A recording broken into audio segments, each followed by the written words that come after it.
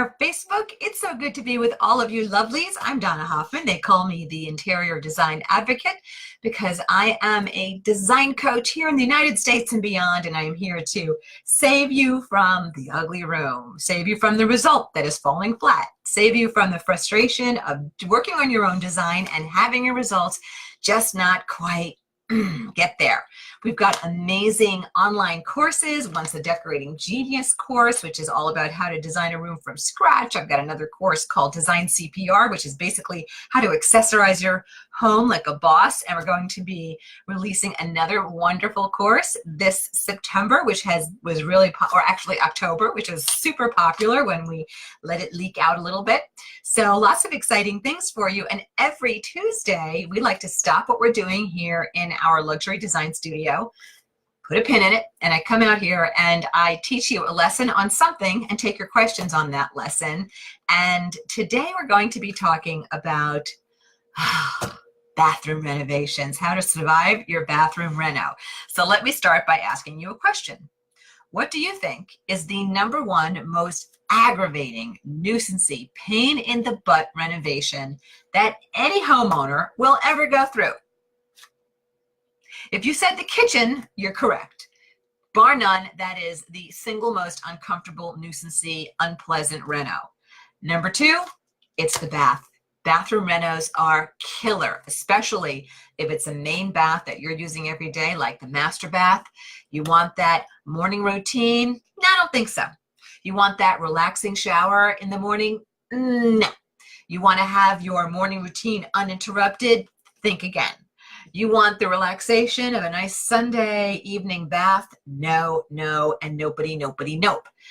Bathroom time is totally screwed up during a bathroom reno.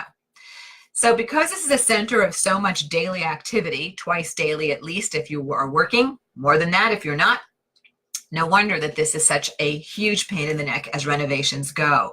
And that's why there are a couple of things that you can do to try to get yourself through that reno a little more comfortably or a little less painfully. Started to talk about what a pain in the neck it is in terms of the interruption to your daily routine. I mean, think about the lighting that you have in your current bathroom. If you like that lighting to put on your makeup, suddenly that's gone while that room is being torn apart. So rule #1 or suggestion #1, I would absolutely encourage you to plan your bathroom renovation during a time in your life when you have a little flexibility, when it doesn't matter so much that you are on schedule, that things are just so. Definitely not the time to do it if you're planning a big event like a wedding or a retirement party or a baby shower. Definitely not the thing you want to do necessarily if you are, going to be delivering a baby sooner than later, right? You want to do this when you've got a little bandwidth and a little time. Sometimes families or couples or individuals like to plan a little bit of away time during a renovation, provided that you really trust your builder and subcontractor, and you can just disappear for your vacation for a week when the really heavy lifting is happening in that bathroom. Something else I want you to think about doing is hiring the best. I know that may not be new advice, but I got to just reiterate it for you. Hire the best that you can afford, please. When you have people banging into your walls and tearing into your pipes, you definitely want to know that you know, like, and trust whomever it is that you have entrusted with this. Because again, I repeat, bathroom renovations are among the top 2 nuisance, annoying, totally unpleasant home renovations if there are. Now, something that you can do to help keep yourself on track during that bathroom reno, by all means, I recommend a great project binder, and make sure that it is completely compartmentalized so you have an area for your plumbing fixtures, for your contract. So if there are any overages or change orders, you can immediately find your initial agreement and have something to reflect back on so you can check in with your builder or subcontractor if there are some changes being made midway. Try not to make changes midway because they always add cost and always delay your project as well. So you want to do whatever you can to anticipate the worst. So plan to do this at a time in your life when it'll be fine, or more fine than less fine. Make sure you are super organized. We want that project binder someplace that you can put your hands on selections if you need to check something that's come in. And then I also want you to understand the process a little bit. Your tile has to be put in place before your toilet can be set. So if your tile ships in incomplete, or if it's wrong, or if it's highly damaged and there's not enough for your builder to put it in, guess what? You just got put into a delay. Well, can't you set the toilet and then tile around it? No, builders like to get that tile laid first, and then that toilet goes on top of it. So having your materials ordered well in advance, having a builder who's really, really on the ball, very, very detail oriented and what's the word? Organized. There you go. That's what you want, because you want all your materials to come in with enough leeway that if there is a problem, there's time for the builder to go back to a resource or vendor to say, hey, you short shipped me on this floor tile. We just had this happen a number of years ago. We were converting a bathroom on the main floor of a residence into a handicapped accessible bathroom because of an illness in the family. And so the family was under a lot of pressure. They wanted to bring a family member home to live in this space. We had to get this turned around as quickly as possible. And of course, Murphy's Law, anything that could go wrong with this project did, to include short shipment on tile and also some shipment of some damaged product. So everything kept getting delayed. And our client, understandably so, was furious. There was really no one on the team for them to be furious at, because these were all shipment problems that happened on the receiving end. So even with the best team, you can have those kinds of things happen. So best not to have such an unrealistic timeline, with meaning no buffer. You got to build buffer in, because unexpected things can happen, which is again why you want a great team who can keep troubleshooting around. I'm getting some hearts on that one. So somebody out there is relating to that. Something else I want you to think about is understanding, before you even go into the build aspect, sometimes people can get really nervous when they're just thinking about doing a bathroom reno. And by the way, if you have questions about a bathroom design, etc., feel free to pop those in. I'll take those questions shortly. But I want you to know that rather than feeling overwhelmed by designing your bathroom, I want to share with you something that hopefully will help you a little bit to take the stress down, okay? And that is this. In design, there's a big difference between concept and decision. There's a difference between concept development and then developing your design. Concept development is just having some general ideas. I think I'm going to want this kind of tile. I think I'm going to want this kind of cabinetry. I think this is like the general direction I'm going in. Once you develop your concept, then you start to drill down into decision making, into a project path. This is the kinds of things that I teach, let's say, in my Decorating Genius course. When I told you about having that binder, I want you to put all of your inspiration images and your concept images into that binder in a section called Images, so that if your builder comes to you during your project and says, hey, we need to make a change, this happened or that happened, how do you feel about XYZ? You can go back into an easy to find section in your binder to look at your inspiration images and say, you know what? Switching out to this type of tile could be a great choice. Or yeah, changing the hardware that is now back ordered for another 12 weeks to this other type of hardware. Yeah, that could work for me also.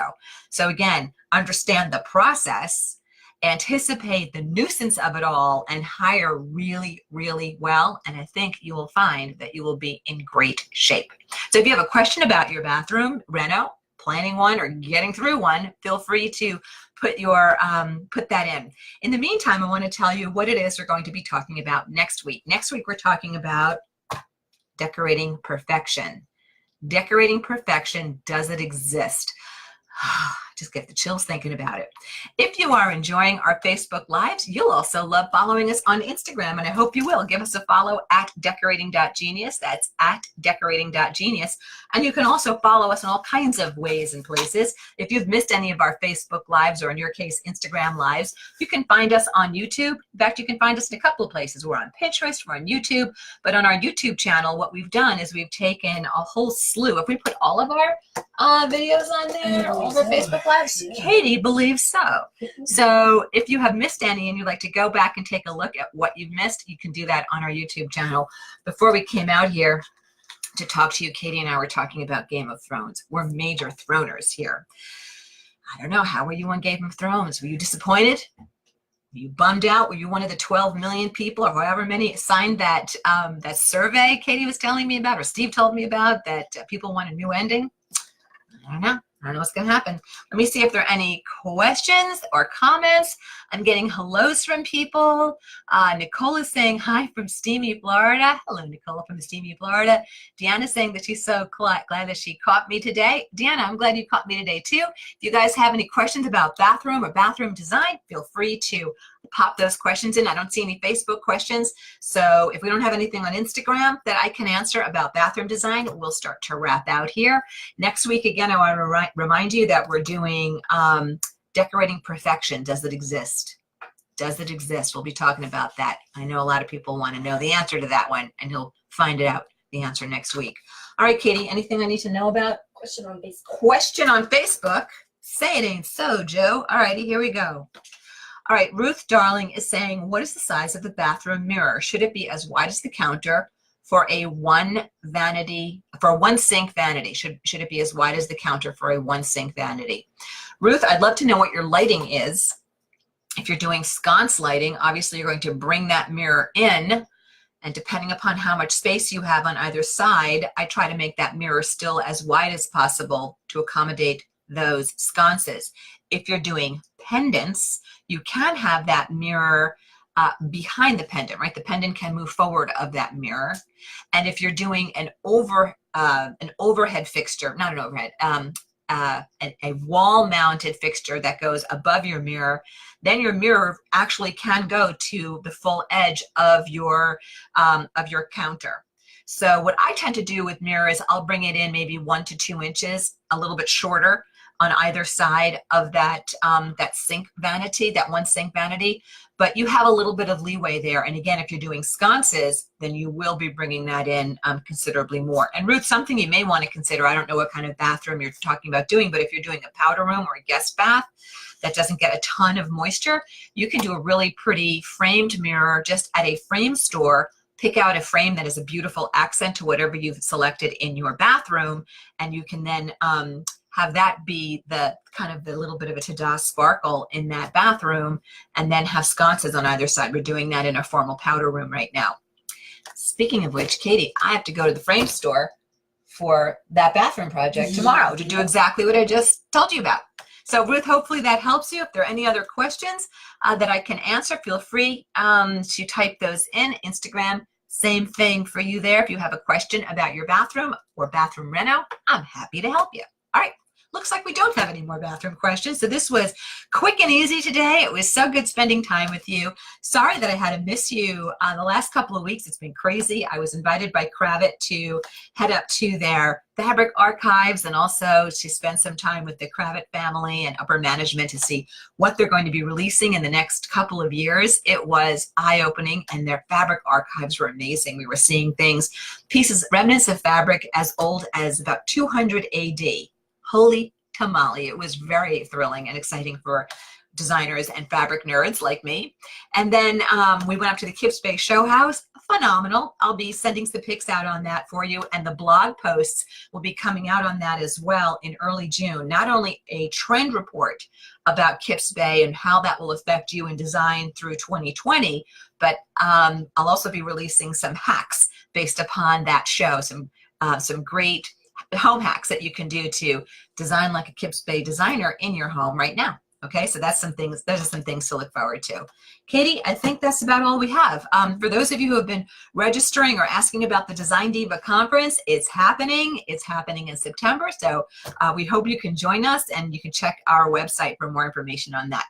Okay, dolls, I think that just about wraps it up for today. Great being with you. Good luck with that bathroom renovation, and I will see you next week for Design Perfection.